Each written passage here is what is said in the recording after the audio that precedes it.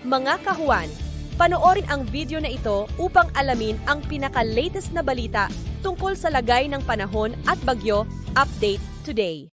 Wala pa rin naman tayong minomonitor na anumang bagyo or low pressure area sa loob at labas ng ating Philippine Area of Responsibility. Pero ngayon, meron tayong tatlong weather system na nakakaapekto dito sa ating bansa.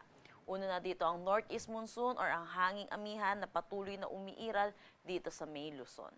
Pangalawa ay ang ating easterlies or yung mainit at malinsangan na hangin na nanggagaling sa dagat Pasipiko na umiiral dito sa May Mindanao. At dulot po nitong northeast monsoon which is malamig na hangin and then easterlies, mainit at malinsangan na hangin, yung salubungan po nitong dalawa ay nagre-resulta sa tinatawag po nating shear line at ito po rin po yung pangatlo nating weather system na nakakaapekto naman dito sa May Kabisayan.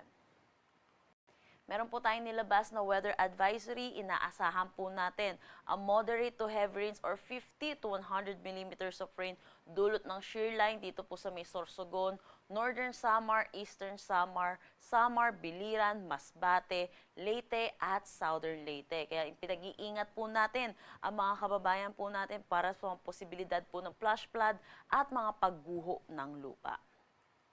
Para naman bukas, bahagyang hihina na po itong shear line natin at inaasahan na lamang po natin ang 50 to 100 millimeters of rain dito sa may Eastern Samar, Southern Leyte, Dinagat Islands at Surigao del Norte.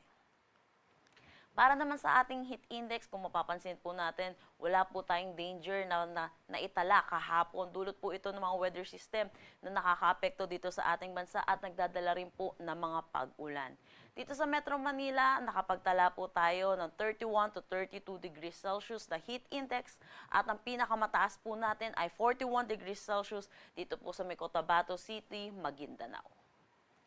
Para naman sa forecast nating heat index ngayong araw dito sa Metro Manila, inaasahan po natin ang 33 to 34 degrees Celsius at ang possible pong pinakamataas pa rin po natin ay 41 degrees Celsius dito pa rin po sa Cotabato City, Maguindanao. Meron pa rin po tayong nakataas na gale warning dulot po ng bugso nitong northeast monsoon sa northern at eastern coast ng Catanduanes, eastern coast ng Albay, eastern coast ng Sorsogon, northern at eastern coast ng Northern Samar at eastern coast ng Eastern Samar. Kaya pinapaalalahanan po natin ang mga kababayan po natin, lalo na po yung mga sasakyang maliit pandagat na delikado po pumalaot dito po sa mga coastal water na ating nakalista.